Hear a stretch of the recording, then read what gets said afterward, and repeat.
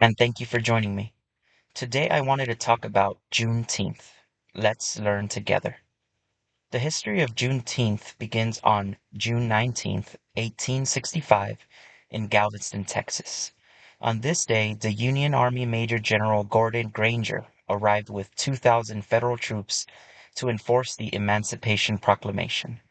The Emancipation Proclamation was signed 2 years earlier, on January 1st, 1963, by Abraham Lincoln and declared freedom for the enslaved people in the Confederate States. But it had limited practical effects in areas beyond the Union's control, like Texas, due to limited enforcement and communication.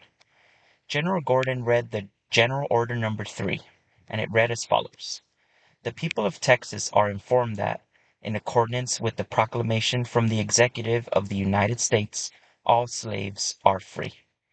This moment marked the liberation of about 250,000 enslaved people in Texas, one of the last strongholds of slavery. While June 19th, 1865 date is the focal point, freedom was not instantaneous or uniform. Some enslaved people faced violence or coercion to remain in servitude.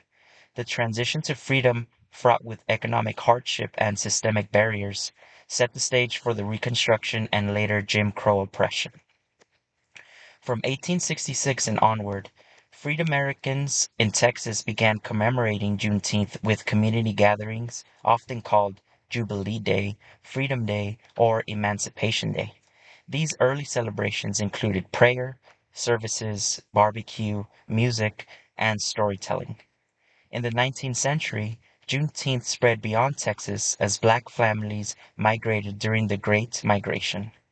The civil rights movement in the 1960s sparked the revival of Juneteenth, and in the 1970s it gained a lot of political influence, which resulted more and more into its official acknowledgement.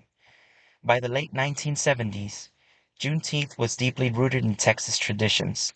In 1979, during the 66th Texas legislative session, Democratic State Representative Al Edwards introduced House Bill 1016, which proposed designating June 19th as Emancipation Day in Texas, a state holiday.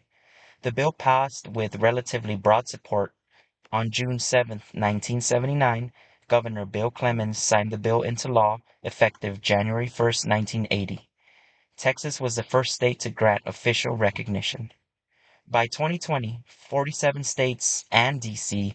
recognized it as a state holiday or observance. The 2020 George Floyd protests amplified calls for racial justice, thrusting Juneteenth into the national spotlight once again. On June 17th, 2021, President Joe Biden signed the Juneteenth National Independence Day Act, making Juneteenth the 11th federal holiday. Thank you for listening and hope you have a great day.